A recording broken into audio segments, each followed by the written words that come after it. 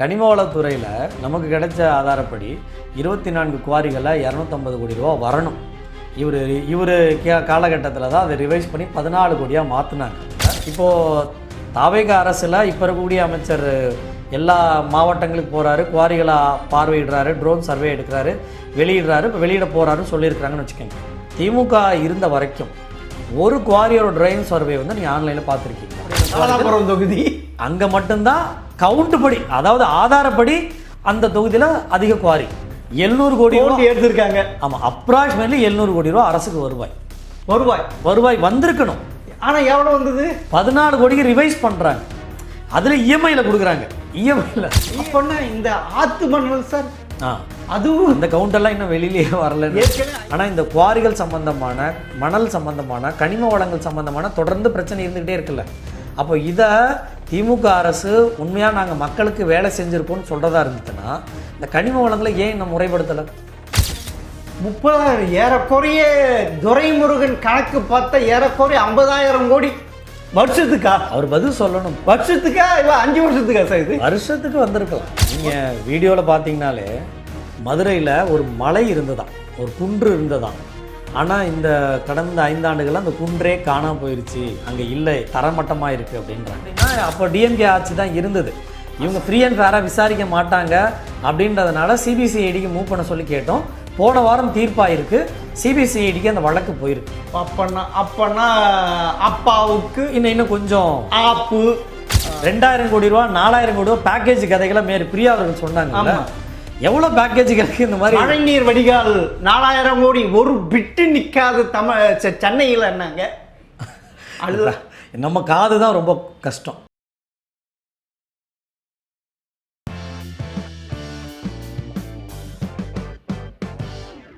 GeM TV நேயர்களுக்கு வணக்கம். அறப்போர் இயக்கத்தின் ராதாகிருஷ்ணன் அவர் சந்திப்பு வரும் சார். வணக்கம் சார். வணக்கம் வணக்கம் வணக்கம் சார். உண்மையில் அடுத்து எதில் கண்டுபிடிச்சிருக்கீங்க சார்? இல்லை, நம்ம ஏற்கனவே அந்த குவாரி ஒன்று நிற்கிது, அது ரொம்ப நாளாக பெண்டிங்கில், அது ரிவைஸ் பண்ண சொல்லுங்க. ஏற்கனவே ரிவைஸ் பண்ணிட்டாங்க. பாவம் சார், துரைமுருகனுக்கு ஏற்கனவே 83 வயசாயிடுச்சு சார். அவர் விட்டுருங்க சார். ஏதாவது உங்ககிட்ட எவிடன்ஸ் கிடச்சிருக்கு? இல்லைங்க, அவர் தாராளமாக அவருக்கு இல்லை 2 பதில் சொல்லணும். ஒன்று, லா யூனிவர்சிட்டிக்கு அவர் தான் பதில் சொல்லணும். அப்போ சட்டத்துறை அமைச்சராக அவர் தான் இருந்தார்.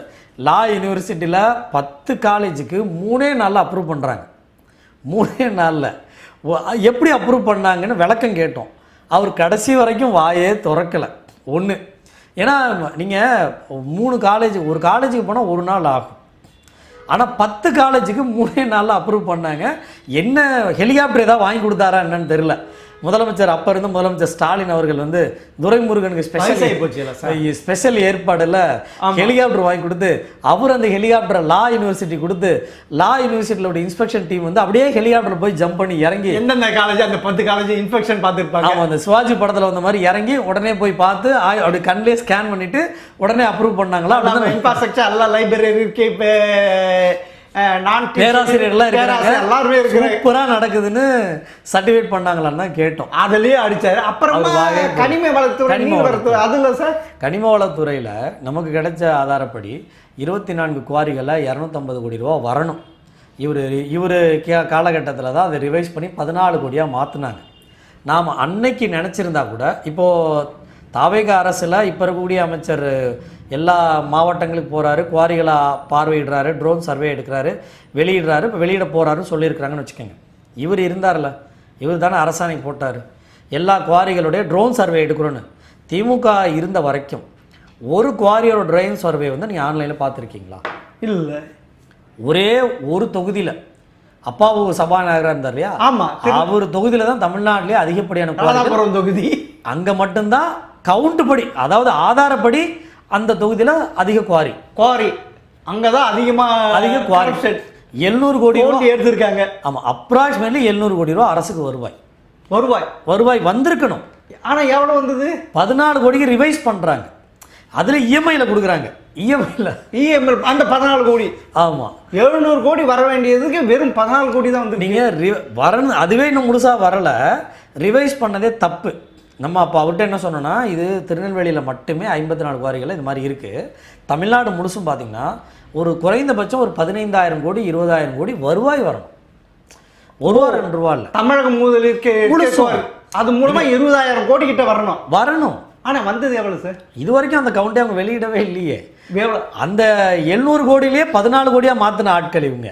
ஓ, அப்படி இருக்கும்போது மற்ற கணக்கெல்லாம் எங்க இருந்தா நம்ம கேட்குறோம்.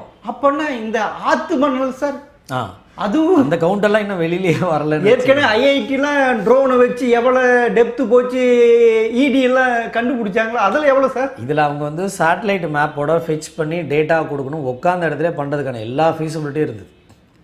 இவர் உட்காந்து நினைச்சிருந்தா கூட அதுக்கான டாக்குமெண்ட்ஸ் உங்ககிட்ட இருக்கா சார்? இல்லை, அதுக்கானதா மணல் பொறுத்த வரைக்கும் நம்ம ஏற்கனவே R&D பண்ணிக்கிட்டு இருக்கோம், அது ஆர்டிஐ போட்டிருக்கோம். ஆமா. ஆனால் கல்குவாரிகள் சொன்னால் வி ஹாவ் எனஃப் டாக்குமெண்ட். அடுத்த தமிழக லஞ்ச ஒழிப்புத்துறை அங்க போகுமா?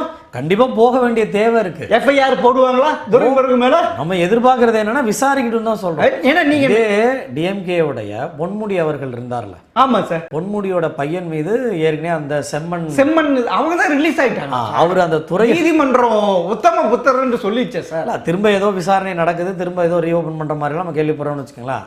ஆனா அதுல அந்த ரிப்போர்ட்ல என்ன சொல்லியிருக்காங்க, அவருடைய ஆட்சி காலத்துல அவரோட இருந்து அவர் மகனுக்கே வந்து நீங்க கொடுத்தது ஃபேவரிட்டிசம் பண்ணியிருக்கீங்கன்றது அது ஏற்கனவே சொல்லப்பட்ட ஒரு தகவல் தானே, அதை தானே நம்ம சொல்கிறோம். அப்போது திமுக வந்து இந்த கனிம வளங்கள் மீது நமக்கு என்ன கேள்வினா, இப்போ அவர் கன்விக்ட் ஆகலை, நிரூபிச்சிருக்கிறார், குற்றவாளி இல்லை, அது ஒரு பக்கம். ஆனால் இந்த குவாரிகள் சம்பந்தமான, மணல் சம்பந்தமான, கனிம வளங்கள் சம்பந்தமான தொடர்ந்து பிரச்சனை இருந்துக்கிட்டே இருக்குல்ல. அப்போ இதை திமுக அரசு உண்மையாக நாங்கள் மக்களுக்கு வேலை செஞ்சுருக்கோன்னு சொல்கிறதா இருந்துச்சுன்னா இந்த கனிம வளங்களை ஏன் இன்னும் முறைப்படுத்தியிருந்தால் எவ்வளவு 1000 கோடி குவாரியில மட்டும் கோடி கல் குவாரியில அப்பனா இந்த மணல்லாம் எடுத்தா அது இன்னொரு 20-30,000 கோடி வரும். 30,000 ஏறக்குறைய துரைமுருகன் கணக்கு பார்த்தா ஏறக்குறைய 50,000 கோடி வருஷத்துக்கா? அவர் பதில் சொல்லணும். வருஷத்துக்கா இல்ல 5 வருஷத்துக்கா சார்? இது வருஷத்துக்கு வந்திருக்கலாம், வருஷத்துக்கு நிறைய இருக்கலாம். இது டாஸ்மார்க் நம்ப இருக்க வேண்டியது இல்லை சார், மக்களை பொழிச்சு வச்சிருக்கலாம் சார், குடிகாரன் ஆக்கி இருக்க வேண்டியது இல்லை. அப்போ நம்ம சொல்ல வேண்டியது என்னன்னா அங்கதான் நிற்கிறோம். இப்போ இந்த இதை முறைப்படுத்தியிருந்தேன். இப்போ நம்ம உதாரணத்துக்கு அந்த இடத்துல மட்டுமே நமக்கு கொடுத்த குவாரியோட கவுண்ட்டு 50ன்னு வச்சுக்கோங்க. ஆனால் அங்கே இயங்குறது 100 இயங்குது. தமிழ்நாடு முழுசும் இயங்குற குவாரிகள் 4000னா 8000 குவாரி இன்னும் கூடுதலாக இயங்குது அப்படின்னு 4000 கணக்கு. ஒரு உதாரணத்துக்கு இன்னொரு 4000 பிளாக் அக்கௌண்டட்ல நடக்குது. ஒரு சர்வே நம்பருக்கு வாங்குறாங்க, இந்த இடம் சர்வே நம்பருக்கு. அவங்க இங்கேருந்து ஒரு 300-400 மீட்டர்ல இன்னொரு குவாரி தோன்றாங்கன்னா அதை போய் இன்ஸ்பெக்ட் பண்ண வேண்டியது யாரு? துரைமுருகன் டீம். ஆமா, எங்க டெண்டர் அது வரைக்கும் தானே எடுக்க முடியும் இவங்கள. இப்போ இது போன்ற அவங்க இந்த அப்ரூவல் வாங்கி நிறைய அன்ஆத்தரைஸ் குவாரிகள்லாம் தோன்றிருக்கிறதெல்லாம் கேள்விப்பட்டோம். அது கணக்கே கிடையாது. அப்போ நமக்கு கேள்வி என்னன்னா அந்த பணம்லாம் ரெக்கவரி, அதாவது டெண்டர் விட்ட குவாரி மூலமாக ஒரு 20,000 வரணும்னா இவங்க தனியாவே வேற கணக்கில் இல்லாம குவாரி நடத்திருக்க. அப்போன்னா அது எங்கேயோ போகல. மகாதேவன துரைமுருகன் இந்த வயசுல இந்த இதுல டெண்டர் வராது, அனுமதி தான் வழங்குவாங்க. அரசு நடத்தலாம், ஆமா நடத்தினா டெண்டர் கொடுப்பாங்க. ஆமா அவங்க இதுதானே. ஆமா இந்த இதுல இவ்வளவு டெப்த்ல இவ்வளவு ஆழத்துல இருக்கு, அவன் தான் பாதாளத்துக்கு போறானே சார். நீங்க வீடியோல பாத்தீங்கன்னாலே மதுரையில ஒரு மலை இருந்ததாம், ஒரு குன்று இருந்ததாம். ஆனால் இந்த கடந்த 5 ஆண்டுகள்லாம் அந்த குன்றே காணாமல் போயிடுச்சு, அங்கே இல்லை, தரமட்டமாக இருக்குது அப்படின்றாங்க. சேலத்தில் பார்த்தீங்கன்னா ஒரு மலைக்கு நடுவில் வெளியில் தான் அந்த படம் தெரியுது, அந்த குவாரி இருக்கிறது போல் நம்ம படத்தில் பார்க்க முடியுது. ஆனால் நடுவில் உள்ளுக்குள்ளே நோண்டி எடுத்துகிட்டு வந்து அவ்வளோ மலை எந்த அளவுக்கு ஹைட் இருந்தோ அந்த அளவுக்கு ஆழமாக தோண்டி அவ்வளோ ஆழமும் கீழேயும் எடுத்துருக்குறாங்க அப்படின்றதுமே பார்க்குறோம். திருப்பூரில் பார்த்தீங்கன்னா மலை, கிருஷ்ணகிரி பெல்ட்லேயும் திருப்பூர் பெல்ட்லேயும் மலையே காணுன்றாங்க சார். 5 வருஷத்துக்கு முன்னால இங்க ஒரு மலை இருந்தது சார். என்ன சார் இது, நீங்க என்ன வடிவேலு கதையை சொல்ல கணத்தை காண மலையை காண ஆக்கிட்டாங்க. கணன்னா கூட ஒரு 50 அடி 100 அடி 150 அடிங்க. இதெல்லாம் எவ்வளவு 2000 மீட்டர் 1000 டாக்குமெண்ட்லாம் வச்சிருக்கீங்களா சார்? இன்னும் நிறைய டாக்குமெண்ட் கொடுத்துருக்கீங்க, இன்னும் வந்துகிட்டு இருக்கு. இப்போ டிவிஎஸ் கிட்ட கொடுத்துருக்கீங்க. டிவிஎஸ்சில ஏற்கனவே அந்த நெல்லை சம்பந்தமானது முழு ஆவணம். அதான் நீங்க தான் தர்மடி வாங்கிட்டு வந்தீங்களா? ராதாபுரத்து அதே அப்பாவை தொகுதியில் நீங்க தர்மடி வாங்கிட்டு வந்தீங்க. நம்ம என்ன கேட்கிறோம்னா இங்க வந்து தாக்குதல் ஈடுபடுத்தினதுமே சரி நம்ம விட்டுருங்க, ஒரு பெரியவர், அதுவும் ஒரு வீடுலாம் டேமேஜ் ஆகுதுன்ட்டு இது. ஆமா, பியூசிஎல்லுடைய நேஷனல் ஜெனரல் செக்ரட்டரி, ஒரு சென்னை உயர்நீதிமன்றத்துடைய மூத்த வழக்கறிஞர். அவர் தான் அந்த பேனல்லே லீட் பண்ணுறார். வந்திருந்தவங்க மக்களும் கருத்து கொடுக்க வந்திருக்காங்க. ஆனால் அந்த தாக்குதல் ஈடுபட்டவங்க என்ன சொல்கிறாங்க, நாங்கள் வந்து குவாரி ஓனர்கள் எங்களோட கருத்துக்களை கேட்கணுன்றாங்க. நாங்கள் குவாரி ஓனர்கள் கருத்து கேட்குறதுக்கு மறுப்பு சொல்லலை, வரிசையில் வாங்க சொல்லுங்கன்னு தான் சொன்னோம். அவர் தான் சொல்கிறாரு, சுரேஷ் சார் அவர் தான் சொல்கிறாரு, இங்கே எல்லாருடைய கருத்துக்களும் கேட்போம், டாக்குமெண்ட் பண்ணுவோம், யார் இருந்தாலும் நீங்கள் அமருங்க உட்காருங்க சொல்லுங்கன்றாரு. அவரை போய் அவ்வளோ கொடூரமான தாக்குதலை ஈடுபடுத்தி நம்ம கேள்விப்பட்டதில் வெளியிலலாம் ஆளுங்க நிறைய பேர் இருந்தாங்களா வந்து அடிக்கிறதுக்கு அப்படின்ற மாதிரிலாம் கேள்விப்பட்டோம். சரி, இப்போ நம்ம போராடி அந்த கொடுத்த எஃப்ஐஆருக்கு இன்னைய வரைக்கும் சுரேஷ் சார் கூப்பிட்டு விசாரிக்கலங்க. அப்படிங்களா சார்? இப்போ இனிமேல் நடக்கும். இந்த தாவைக்கு ஆட்சி வந்திருக்குல்ல, நம்ம என்ன பண்ணணும், ஆட்சியில் அது விசாரிக்கணும், அவங்களே விசாரிப்பாங்களா? விசாரிக்கணும். இப்போ நம்ம என்ன பண்ணோம் அப்படின்னா, அப்போ டிஎம்கே ஆட்சி தான் இருந்தது, இவங்க ஃப்ரீ அண்ட் ஃபேராக விசாரிக்க மாட்டாங்க அப்படின்றதுனால சிபிசிஐடிக்கு மூவ் பண்ண சொல்லி கேட்டோம். போன வாரம் தீர்ப்பாயிருக்கு, சிபிசிஐடிக்கு அந்த வழக்கு போயிருக்கு. அப்பன்னா அப்பாவுக்கு இன்னும் கொஞ்சம் ஆப்பு விசாரிக்கிறது தான் தெரியும். நீங்க தானே ஆப்பு வைக்கிறீங்களா சார்? இல்லைங்க, நம்ம அவங்க செஞ்ச தவறுகள் ஆதாரங்களை திருட்டியது வெளியில வரும். சரி சார், நம்ம எதுவுமே சொல்ல, இது எல்லாமே ஆர்டிஐல கிடைச்ச டாக்குமெண்ட், அரசாங்கத்தோட ஆவணம். நம்ம ஏதோ இல்லை எழுதிட்டு வந்து சொல்ல, ஒரு வரி ஒரு டாட் கூட நம்ம வைக்கல. இதே கவர்மெண்ட் கொடுக்குற ஆர்டிஐல அப்பாவு அவர்களுக்கு உண்மையாகவே கட்ஸ் இருந்ததுன்னா அவர் நடந்த குவாரிகளில் பணத்தை வெளியிட சொல்லுங்க, எவ்வளவு குவாரிகள் வெளிப்படையாக வந்திருக்குன்னு. அங்கே என்ன நடந்தது, அதே மாவட்ட பொறுப்பில் இருந்தவங்களுக்கு டிஎம்கேல பொறுப்பு ஏன் கொடுக்குறீங்க? சரி சார், அடுத்தது இன்னொரு பெரிய டிபார்ட்மெண்ட் சார், ரேஷன். இது ரேஷன் சார், அது எப்படி சார்? அது ஏன்னா அது ஃப்ரீ தானே, எல்லாமே ஃப்ரீ தானே. இல்லை, ரேஷன் டிபார்ட்மெண்ட்டில் ரெண்டு வகையான மோசடி இருக்குது. ஒன்று வந்து ஏடிஎம்கே காலகட்டத்தில் நடந்ததுமே இருக்குது, டிஎம்கே காலகட்டத்தில் நடந்ததுமே இருக்குது. இந்த அரிசி விலை, பருப்பு, பாமாயில் கொள்முதல் பண்ணும்போது மார்க்கெட்டுக்கு நீங்கள் போகிறீங்க, நம்ம வீட்டுக்கு அரிசி வாங்குறப்போ என்ன பண்ணுவோம், ஒரு 10 கடையில் கேட்போம், அட்லீஸ்ட் ஒரு 4 கடையில் கேட்போம். ஒரு மூட்டை அரிசி 25 கிலோ எவ்வளோப்பா, 1000 ரூபா. அதே அரிசி அங்கே என்ன ரேட்டு வருது, 1020 ரூபா. இன்னொரு கடையில் ஒரு ரேட்டு சொல்கிறாங்க, எனக்கு 10 மூட்டை வேணும்ப்பா. அப்போ என்ன சொல்லுவான், இருக்கிற ரேட்டை விட கொஞ்சம் குறைச்சிப்பாங்க, இன்னும் குறைச்சி கொடுங்க, எனக்கு ஒரே இடத்துக்கு போகுது. எல்லாரும் 1000 ரூபா சொல்கிறாங்கன்னா ஒருத்தர் 950 ரூபா சொல்கிறாங்கன்னா அங்கே தான் நம்ம வாங்குவோம்.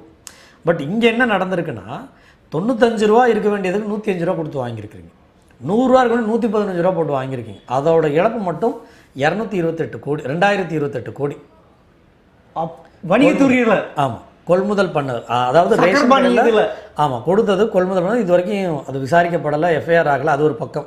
அது தரம் குறைந்தது அரிசி. அந்த 2500 கோடி சொல்றீங்களா, 2028 கோடி, 28 அதுக்கான ஆதாரங்களோட சேர்த்து அனுப்பியாச்சு. இப்போ இருக்கக்கூடிய அரசு எஃப்ஐஆர் போடும் நம்ம நம்புகிறோம். இது ஒரு பக்கம். இன்னொன்று என்னன்னா, டிஎம்கே ஆட்சி வந்ததுக்கு பிறகு இவங்க டிரான்ஸ்போர்ட்டுக்கு டெண்டர் போடுறாங்க. அதாவது அரிசி இப்போ ரேஷன் கடையில் கொடுக்குறாங்கல்ல, இது எங்கே கொள்முதல் பண்ணுவோம், விவசாயிகளுடைய அந்த ஃபார்ம்லேருந்து கொள்முதல் பண்ணுவாங்க, வயல்வெளி. ஆமாம், அது குடோனில் கொண்டு வருவாங்க. இப்போ இங்கேருந்து இப்போ நீங்கள் பார்த்துருப்பீங்க கொள்முதல் நடந்தது. ஆமாம், நெல் கொள்முதல் கொள்முதல்லேருந்து மையங்களுக்கு கொண்டு வந்து வைக்கிறதுக்கு ஒரு குடோன், இதுக்கு ஒரு ட்ரிப்புன்னு சொல்லுவாங்க. 8 கிலோமீட்டர் அதிகபட்சம், ஒரு ட்ரிப்பு அதிகபட்சம் 8 கிலோமீட்டர். அதுக்கப்புறம் கிலோமீட்டருக்கு தகுந்த மாதிரி மாறுபடும். இப்போ இங்கே வயல்வெளியிலேருந்து அந்த மையங்களுக்கு கொண்டு வரது, மையங்கள்ல இருந்து திரும்ப அரவைக்கு கொண்டு போறது. ஆமா, அரவையில் அந்த தூசிகள்லாம் போக்குனதுக்கு பிறகு திரும்பவும் மையத்துக்கு கொண்டு மையங்கள்ல இருந்து ட்ரெயினுக்கு கொண்டு போறது. ஏன்னா தமிழ்நாடு முழுசு சர்க்குலேட் ஆகணும். அப்போ அதே போல் ட்ரெயினில் இருந்து வேற ஒரு மாவட்டத்துக்கு வந்த உடனே அங்கேருந்து ட்ரெயினில் இருந்து திரும்ப மையங்களுக்கு கொண்டு போகிறது. மையங்களுக்கு கொண்டு போனதுக்கு பிறகு அந்த ரேஷன் கடைகளுக்கு டிஸ்ட்ரிபியூட் பண்ணுறது. இந்த வேலை எல்லா இடத்துலையும் டிரான்ஸ்போர்ட் நடக்குதுல்ல. ஆமாம் சார். இதுக்கு ஒரு டெண்டர் போட்டாங்க. இந்த டெண்டர் வந்து மார்க்கெட் ரேட்டோட கூடுதலாக இருக்குன்னு நம்ம வெளிப்படுத்தணும். 295 ரூபா ஒரு ட்ரிப்புக்கான அளவாக லாரி ஓனர்ஸ் அசோசியேஷன்ஸ் வாங்குறாங்க அப்படின்னு. ஆனால் பட்ஜெட்டில் இந்த டெண்டர் அறிவிக்கும் போது 590 ரூபாய்க்கு அறிவிக்கிறாங்க, மார்க்கெட் ரேட்டோட கூடுதலாக. 295 ரூபா இருக்கிறத நீங்கள் 595 ரூபா, 300 ரூபா யாருக்கு லாபம் பார்க்குறீங்க?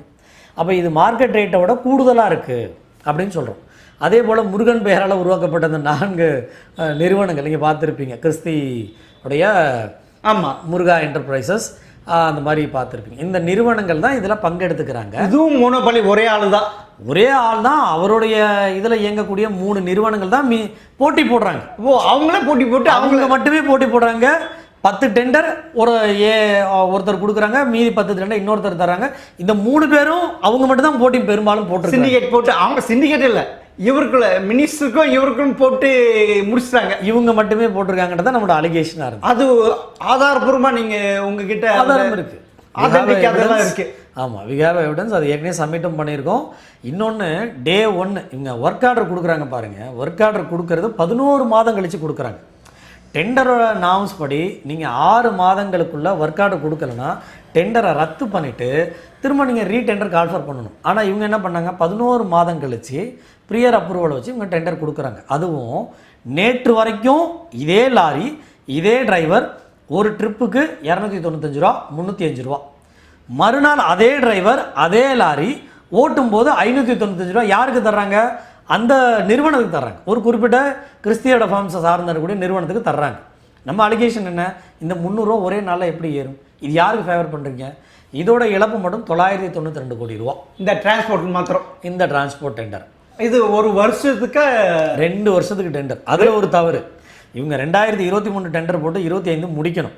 இவங்க ஒர்க் ஆர்டரே 2024 கொடுக்குறாங்க. அது 2026 வரைக்கும் இருக்குது. அப்போது நீங்கள் 11 மாதம் கொடுத்தது தவறு. ரெண்டாவது, அப்படி பார்த்தா கூட ஒரு வருடத்தோட நீங்கள் கட் பண்ணியிருக்க முடியும். நீங்கள் தெரிஞ்சே திட்டமிட்டு 300 ரூபா ஒரு ட்ரிப்பு கூடுதலாக 2000 கோடி 1000 கோடி பக்கம் 1000 கோடி கிட்ட இது இழப்பு அப்படின்றது நம்மளோட கிளைமா இருக்கு. சார், அடுத்து இந்த வருவாய்த்துறை எப்படி சார் இருக்கு? வருவாய்த்துறை பொறுத்த வரைக்கும் ஏகப்பட்ட பதிவுகள்லாம் பிரச்சனையோடு தான் இருக்குதுன்னு வச்சுக்கோங்களேன். இவங்க பதிவு பண்ணுற துறையில் ஏற்கனவே தெரியும், இந்த சில நாட்கள் டோக்கன் மட்டும் கொடுத்து இயங்கினது. பட் இது மூர்த்தி அவர்கள் நல்ல இது பண்ணி கொடுத்தாருல்ல, ஸ்பெஷல் டே வந்தால் நிறைய இன்னும் 10 டோக்கன் வரையும் தான் எக்ஸஸாக ஒரு 20 டோக்கன் கொடுப்பாங்கல்ல ரிஜிஸ்ட்ரேஷனுக்கு. இப்போ இருக்கக்கூடிய தாவேக அரசு பொறுப்பேற்றதுக்கு பிறகு பத்திரப்பதிவு துறையில் இன்னும் எவ்வளவுலாம் மோசடி நடந்திருக்கலாம், என்னென்ன வகையில் நடந்திருக்கலாம்னு இப்போ பார்க்குறோம். நீங்கள் கண்டுபிடிச்சது, நம்ம கண்டுபிடிச்சதை பொறுத்த வரைக்கும் ஏற்கனவே பதிவு பண்ண டாக்குமெண்ட்ஸ் எல்லாம் மோசடியாக பதிவு பண்ணியிருக்காங்கன்ற நிறைய டாக்குமெண்ட்டை வெளியிட்டிருக்கோம். பிஎஸ்சியோட லேண்டை இவங்க பதிவு பண்ணியிருக்காங்க. இதே பத்திரப்பதிவுத்துறை தான் பதிவு பண்ணுச்சு. இப்போது ஜோதி நிர்மலா சாமி இருக்காங்களே, தமிழ்நாடு தேர்தல் ஆணையத்தோட அவங்க தான் பத்திரப்பதிவுத்துறை அப்போ பார்த்தாங்க. அப்போ பியூசிஎல் நீங்கள் பொறுத்த வரைக்கும் அந்த பிஎஸ்சிஎல் லேண்டை பொறுத்த வரைக்கும் பிஎல்ஸ் அக்ரோ உங்களுக்கு தெரிஞ்சிருக்கும்னு நினைக்கிறேன். உச்சநீதிமன்ற ஆணைக்கு பிறகு அந்த லேண்டு சர்வே நம்பரில் 0வாக மாற்றணும். இவங்க மாற்றவே இல்லை. அதை நாம் வெளியிட்டு அதை 0 பண்ணுங்கன்னு சொன்னோம். அவர் இந்த வரைக்கும் பெருசாக செய்யவே இல்லை. அதுக்கே அவர் பதில் சொல்லணும். இன்னொன்று, நிறைய land registration high value landed. நீங்கள் பரந்தூரில் பார்த்தீங்கன்னா அங்கே லேண்டு எடுத்தது ஒரே ஒரு நபர் தான் எடுக்கிறாரு. கிரவுண்ட் வேல்யூட எடுத்த வேல்யூட அந்த 5000 ஏக்கர் லேண்டு அதில் ஒரு போர்ஷன். ஆமாம், அதில் 1200 லேண்டு இது எடுத்திருக்காங்கன்னு கேள்விப்பட்டோம். ஆமாம், அதில் ஒரு போர்ஷன் இது மாதிரி மோசடியாக தான் பதிவு பண்ணியிருக்காங்கன்றதை நம்ம வெளிப்படுத்தணும். அதையும் அவங்க பெரிய அளவில் அவங்க ரத்து பண்ணவே இல்லை. அது ஒரு பெரிய போராட்டத்துக்கு பிறகு தான் நடந்துச்சு. ஒவ்வொரு இடங்கள்லையுமே நான் உதாரணத்துக்கு மூர்த்தி துறைக்குள்ளே போனால் இன்னும் நிறைய இருக்கலாம். இன்னும் நிறைய நமக்கு கிடச்சிருக்க ஆவணங்கள் அங்கங்கே கொஞ்சம் கொஞ்சமாக கிடச்சிருக்குன்னு வச்சுக்கோங்களேன். நம்ம இன்னும் நிறைய முயற்சி செஞ்சுக்கிட்டு இருக்கோம். பத்திரப்பதிவு துறை பொறுத்த வரைக்கும் நீங்கள் டிரான்ஸ்பரண்ட்டாக வெளியில் அறிவிங்க அப்படின்னா. இப்பயே இவ்வளோன்னா ஏறக்குறைய ஸ்டாலினுடைய அமைச்சரவை 33 பேர் அமைச்சராக இருந்தாங்க. சிஎம்டியை விட்டீங்க, சிஎம் சென்னை கார்பரேஷனை விட்டீங்க, நேரு விட்டுட்டீங்க, நேரு. அப்போனா நிறைய பேர் இந்த தாவக ஆட்சியில் லைன் கட்டுவாங்களா? உங்களால் எஃப்ஐஆர் பதிவு பண்ணி அந்த இது பாவம் சார் அவங்கள. இல்லை நம்ம அவங்கள டார்கெட்டடாக பண்ணலை. இப்போ உதாரணத்துக்கு சிஎம்டியை எடுத்துக்கிட்டிங்கன்னா, சேகர் பாபு அவர்கள் எடுத்துக்கிட்டீங்க அப்படின்னா, நீங்கள் சேகர் பாபு அவர்கள் எடுத்துக்கிட்டீங்க அப்படின்னா சிஎம்டியோட வேலை என்ன? சென்னை பொறுத்த வரைக்கும் பிளான் பண்ணுறது, பிளான் பண்ணி அப்ரூவல் கொடுக்க வேண்டியது. ஆனால் அவங்க கட்டடம்லாம் கட்டியிருக்காங்க. அப்புறம் எதுக்கு பிடபிள்யூடி துறை இருக்குது? காவலர்களுக்கான வீட்டு மனைகளை கட்டி கொடுக்குறது சிஎம்டியை கட்டி கொடுக்குதுன்னா அப்போ முதலமைச்சர் சும்மா தான் இருந்தார். முதலமைச்சர் தானே அவர் கீழே இருந்தது. காவலர் வீட்டு வசதி குடியிருப்பு கட்டுமானம் அங்கே இருக்கு சார். ஆனால் சிஎம்டியில் கட்டுறதுக்கு டெண்டர்லாம் போட்டாங்க. அவங்க அதை மட்டும் கட்டலை, ஏகப்பட்ட கட்டமைப்புகளை. அப்படின்னா இவங்க டெண்டர் போடுறதுக்கான என்ன ப்ரொவிஷன்லாம் போடுறாங்க? சிஎம்டியோட பிளான் என்ன? சென்னை விரிவாக்கத்துக்கான திட்டம் என்ன? ஆமாம், அதை தானே பண்ணணும். ஆமாம், ஒரு 8 நீர்நிலைகளுக்கு 100 கோடி ரூபா டெண்டர் போட்டிருக்காங்க. ஏரியை தூர்வாடுறதுக்கு வில்லிவாக்கம் ஏரி பார்த்துருப்பீங்க, தாம்பரம் ஏரி பார்த்துருப்பீங்க, போரூர் ஏரி, இந்த மாதிரி பல ஏரிகளை புனரமைக்கிறதுக்காக அழகுபடுத்துறதுக்காக டெண்டர் 100 கோடி ரூபா பக்கம் போட்டிருந்தாங்க. நமக்கு என்ன கேள்வினா, ஒரு உதாரணம் சொல்கிறேன். பள்ளிக்கரணை மார்ஷ்லாண்ட் உங்களுக்கு தெரிஞ்சிடும். ஆமா, சதுப்பு நிலக்காடு, சதுப்பு நிலம் ஏறக்குறைய 1250 ஏக்கர் நிலம் அது. அதில் அந்த பள்ளிக்கரணைன்றதும் ஒரு போர்ஷன். ஆமா, சதுப்பு நிலம் பெருசா, அதில் ஒரு ஏரியா பேர் தான் பள்ளிக்கரணை. ஆமா, இது பெரும்பாக்கம் காப்பு காடு 650 ஏக்கர். அந்த 650 காப்பு காடுகள்னால் அது பதிவே பண்ண முடியாது. ஆனால் நீ நிறைய போயிடுச்சு, ஒரு 50-60 ஏக்கர் தான் இருக்குன்னு வச்சுக்கோங்க. அதில் பள்ளிக்கரணைன்றது ஒரு ஏரியா. அந்த ஏரியா பக்கத்திலே தான் இந்த வெட்லேண்டு சதுப்பு நிலம், இந்த ஈரநிலம் இருக்குது. 2022 முதலமைச்சர் மு.க. ஸ்டாலின், அப்போதைய முதலமைச்சர், பெருமையாக சொல்கிறார். அவரோட ட்விட்டரில் நீங்கள் பார்க்கலாம். நாங்கள் ஈரநிலம் வந்து நாங்கள் இங்கே பள்ளிக்கரணை வச்சுருக்கோம், அதை தாண்டி ஈரநிலங்களை ஐடென்டிஃபை பண்ண போகிறோன்னு சொல்கிறார். அதே அமைச்சரவையில் இருந்த சேகர்பாபு அவர்கள் வந்து 2025 அப்ரூவல் பண்ணுறாங்க. சிஎம்டி அப்ரூவ் பண்ணுது, இந்த ஈரநிலத்துக்குள்ளே கட்டடம் கட்டுங்கன்னு. எப்படி சாத்தியம் சார்? அவங்க அந்த பிரிகேட்ஸ் நிலம் தான் நாங்கள் அது பட்டா லேண்டு சொல்லியிருக்காங்களே சார். பட்டா லேண்டாக இருக்கட்டும் சார். அப்போ சிஎம்டியே நீங்கள் ஈரநிலம்னு அறிவித்ததுக்கு பிறகு சிஎம்டி என்ன பண்ணியிருக்கணும்? அங்கே டெவலப்மெண்ட்டுக்கு நீங்கள் அப்ரூவே பண்ணக்கூடாதுல்ல. முதலமைச்சர் வந்து இது ஈரநிலம், நாங்கள் இதை வந்து பாதுகாக்க போகிறோம்னு அறிவிக்கிறாரு.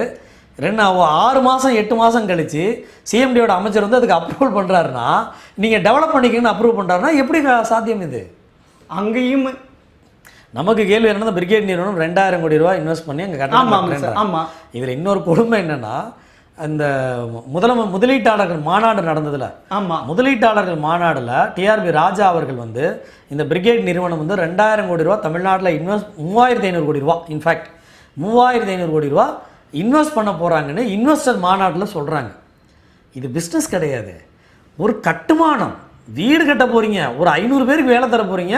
ஒரு 2-3 வருஷம் நீங்கள் வீடு கட்டி முடிச்சதுக்கப்புறம் அங்கே இருக்கிறவங்க போயிட போகிறாங்க. ஆமாம், அது முதலீடு பண்ணி ஒரு தொழில் நிறுவனம் அல்ல, அது உற்பத்தி பண்ணக்கூடிய, உற்பத்தி தொடர்ந்து நடக்கக்கூடிய, சப்ளை செயின் இருக்கக்கூடிய ஒரு உற்பத்தி நிறுவனம் இல்லை.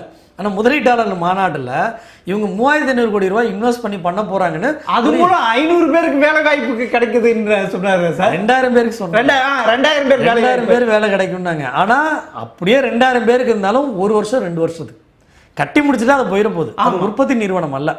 அப்ப இது ஒரு பக்கம். இதுலயும் காதல தமிழ்நாட்டு மக்கள் காதல உற்பத்தியாளர்கள் மாநாட்டில் இவங்க இதை நாங்கள் கட்டுமானம் பண்ணுறாங்க, அது ஒரு 1000 குடும்பங்களுக்கு நாங்கள் விற்க போகிறோம் அப்படின்னா கூட பரவாயில்ல. ஸோ இது ஒரு சிக்கல் இருக்கா? இப்போ சமீபத்தில் அந்த ஈஸியை கேன்சல் பண்ணதை பார்த்துருப்பீங்க. ஆமாம், ஈஸியை ரத்து பண்ண, ஈஸி வேலிடே இல்லைன்னா சிஎம்டி அப்ரூவே பண்ண முடியாது. அப்போ சிஎம்டி அமைச்சராக இருந்த சேகர்பாபு அவர்கள் எதை அடிப்படையில் நீங்கள் கொடுத்தீங்க? ஆமாம், அப்போ இந்த 2000 கோடிக்கு இன்வெஸ்ட் பண்ணுன்னு சொல்லி காமிச்ச டிஆர்பி ராஜா அவர்கள், அதுவும் தவறு. அப்போனா அவரும் ஒருத்தர். இதுக்கு பதில் சொல்லணும், லாஜிக்கலாக அவங்க பதில் சொல்லணும், இது இன்வெஸ்டர் அப்படின்றது. இது மட்டும் இல்லை, இங்கே சிவன் கோவில் குளம் ஒன்று உண்டு, வடபழனி வடசரவாக்கத்துக்கிட்ட. அதோட கெப்பாசிட்டி 20,500 கியூபிக் மீட்டர் கொள்ளளவு. அது சென்னை கார்பரேஷனில் இருந்தது. 3 கோடி ரூபா போட்டு தூர் வாரினாங்க. நம்ம திட்டணும், அதை போய் ஏங்க வீணாக்குறீங்க, டப்பா மாதிரி பண்ணாங்க, சோப்பு டப்பா மாதிரி பண்ணாங்க ஒரு பெரிய குளத்தை. 20,500 மீட்டர் கியூபிக் கொள்ளளவு உள்ளதை 1500 1.5 ஏக்கரை அரை ஏக்கராக சுருக்கிட்டாங்க. அப்படின்னா பாதி தான் அது கொள்ளளவு இருந்தது. அவங்க ஏடிஎம்கே விட்டுட்டாங்க. பட் சேகர்பாபு அவர்கள் என்ன பண்ணார்னா, இந்த குளத்தை நான் தூர் வாரம் பாரு அப்படின்னு சொல்லி சென்னை கார்பரேஷன் அவர் ஹெச்ஆர்என்சி கொண்டு வந்து அதுக்குள்ளே ஒரு மண்டபம் கட்டினாங்க. மண்டபம் கட்டுறதுக்கு டெண்டர் போட்டாங்க. நம்ம அப்ஜெக்ட் பண்ணோம். பஸ் ஸ்டாண்டு பண்ண போகிறோம், அதுக்கு அப்ஜெக்ட் பண்ணோம். இது தொடர் முயற்சிக்கு பிறகு இப்போ அதில் ஒரு மண்டபம் கட்டி வச்சிருக்கிறார். எங்கே? அந்த சோப்பு டப்பாக்குள்ளே ஒரு மண்டபத்தை கூட்டி அதுக்கு டெண்டர் போட்டார். அது உருப்படியாக இருந்தால் கூட அந்த வழியில் இருக்கக்கூடிய இப்போ மழை வந்துச்சுன்னா நம்ம தானே பாதிக்கப்படும். ஆமாம், அந்த ஆர்காட் ரோட்டில் கூடிய தண்ணி, அந்த வடசரவாக்கத்தில் கூடிய தண்ணி, அதெல்லாம் அந்த குளத்துக்குள்ளே போகுமா? அது பாதுகாப்பாக இருக்கும்ல, மக்களுக்கு பாதிப்பு இல்லாமல் இருக்கும்ல, அதை வீணாக்கி வச்சிருக்கிறார். ஸோ இப்படி பல முன்னாள் அமைச்சர்கள் மீது இருக்குது உங்ககிட்ட. சரி சார், டெண்டர் போட்டாங்களே ஜனவரி, பிப்ரவரி, மார்ச் காலகட்டத்தில் காலையில் டெண்டர் போடுறது, மதியம் திறக்கிறது, மாலை ஒர்க் ஆர்டர் கொடுக்கறது. நீங்கள் மார்ச் 13, 14, 15 தேதிகளில் பாருங்கள், இதே சென்னை கார்பரேஷனில் 12 மணிக்கு டெண்டர் போட்டு 6 மணிக்கு திறக்கிறது. எப்படி சாத்தியம்? இதுக்கெல்லாம் அவங்க பதில் சொல்லணும். மாவட்டத்துடைய அமைச்சர் அவர் தானே சென்னை மாநகராட்சி எதுனாலும் வந்து நின்னார். 2000 கோடி ரூபா 4000 கோடி ரூபா பேக்கேஜ் கதைகளை பிரியா அவர்கள் சொன்னாங்க. எவ்வளோ பேக்கேஜ் கிடைக்கு இந்த மாதிரி. மழைநீர் வடிகால் 4000 கோடி ஒரு பிட்டு நிற்காது சென்னையில் என்னங்க அல்ல. நம்ம காது தான் ரொம்ப கஷ்டம். காரணம் என்னென்னா ஒரு சாம்பிள் சொல்கிறேன் கேட்டதுனால. அந்த பெரிய தோப்பு ஏரியில் நேரு அவர்கள் இந்த போட்டெல்லாம் ஓட்டி பார்த்துருப்பீங்க. பிரியா அவர்கள் போட்டு ஓட்டி பார்த்துருப்பீங்க. இதுக்கு டெண்டர் போட்டது 23, 24 காலகட்டத்தில் போட்டாங்க. 1 கோடி 1.5 கோடி. அதுக்கு ஆப்போசிட்டில் மணல் ஏரி, முல்லை வாயிலாரி, இதுக்கு ஒரு 2 கோடி, அதுக்கு ஒரு 1 கோடி, இது மாதிரி போட்டாங்க. இது தூர்வாரவே இல்லை. டெண்டர் போட்டு 1 வருஷம் வரைக்கும் வேலையே செய்யலை. நம்ம அமைச்சர் நேரு அவர்களுக்கும் பிரியா அவர்களுக்கும் குமரகுருபரன் ஐஏஎஸ் அவர்களுக்கும் 0 மதிப்பெண் அப்படின்னு போட்டு வெளியிட்டோம். அதற்கு பிறகு அறக்க பறக்க போய் திறந்தாங்க. சரி, திறந்ததையாவது உருப்படியாக செஞ்சாங்களா? இதெல்லாம் கொசஸ்தலை 6 பெல்ட்டில் உள்ளது. மாத்தூர் கொசப்பூர் பாண்டுன்னு அங்கே உண்டு. 2 கோடி ரூபா டெண்டர் போட்டாங்க. அந்த டெண்டர் போட்டது ஜூன் ஜூலையில். ஏப்ரல் மாதம் இஎஃப்ஐன்ற ஆர்கனைசேஷன் தூர்வாரி இருக்காங்க சிஎஸ்ஆர் ஆக்டிவிட்டியில். ஏற்கனவே தூர்வானது திருப்பி தூர்வாராங்க. கோத்ரேஜ் நிறுவனம் சிஎஸ்ஆரில் அது தூர்வாரி இருக்காங்க. அதே வாட்டர் பாடிக்கு 2 கோடி ரூபாய்க்கு டிஎம்கேல சென்னை மாநகராட்சியில் டெண்டர் போட்டாங்க டிஎம்கே ஆட்சி காலத்தில். இதுக்கும் ஆவணம் இருக்குது. அதை வெளியிட்டதுக்கு பிறகு என்ன தெரியுங்களா பண்ணாங்க? அங்கேருந்து ஒரு 400 மீட்டருக்கு முன்னால் அவசரமாக ஒரு சின்னதாக குட்டையை தோண்டி நாங்கள் இதுக்கு டெண்டர் போட்டிருக்கோம் அப்படின்னு சொல்லி கதையெல்லாம் நடந்துச்சுன்னு சொன்னா. உங்ககிட்ட பல முன்னாள் அமைச்சர்கள், அதாவது ஸ்டாலின் அமைச்சரவையில் இடம்பெற்றவர்கள் நிறைய பேர் இப்போ ஏவாவேலு எஃப்ஐஆர் போட்டிருக்காரு. அவர் இது அதே மாதிரி செந்தில் பாலாஜி அந்த இது ஆயிடுச்சு. அப்போனா பல பேர் லைன் கட்டி நிற்க போகிறாங்க. உங்ககிட்ட ஆதாரத்தோடு இது இருக்குது. அதனால் உண்மையிலே தமிழகத்துக்கு ஒரு நல்லது செஞ்சுருக்கீங்க சார். இனியாவது வருகின்ற இந்த தாவேக்கா ஆட்சியாவது இப்படியெல்லாம் மக்கள் வரி பணத்தை கொள்ளையடிக்காமல் இது பண்ணாமல் இருக்கணும். ஆனால் உங்களை மாதிரி ஒரு என்ஜிஓ அமைப்புகள் இருக்கிறதுனால்தான் இந்த தமிழகம் ஊழல் இல்லாமல். Actually always team work. ஒரு அறப்போரைக்கு வந்து ஒரு டீமாக தான் ஒர்க் பண்ணுறோம். ஒவ்வொரு இஷ்யூவும் ஒரு டீமாக எடுத்து வேலை செய்கிறோம். Team work. உங்களை போல் பத்திரிகையாளர்களாக அதில் பெரிய ரோல். போன தடவைலாம் நம்மளோட அறப்போர் செய்திகள் நிறைய வெளியே வராமல் இருந்தது. நீங்கள் பார்த்துருப்பீங்க. உங்களை போன்ற ஊடகத்தினர்கள், ஜெம் டிவி போன்ற ஆட்கள் இந்த மாதிரி ஊழல்கள் தொடர்ந்து நடக்கிறத நீங்கள் டாக்குமெண்ட் பண்ணி வச்சுருக்கிறீங்க. அது இன்றைக்கி திரும்ப பேசப்படுதுன்னு வச்சுக்கோங்களேன். அதனால் உங்களுக்குமே அந்த கிரெடிட் உண்டு. சரி, இந்த பணி தொடரட்டும். மிக்க நன்றி சார். நன்றி.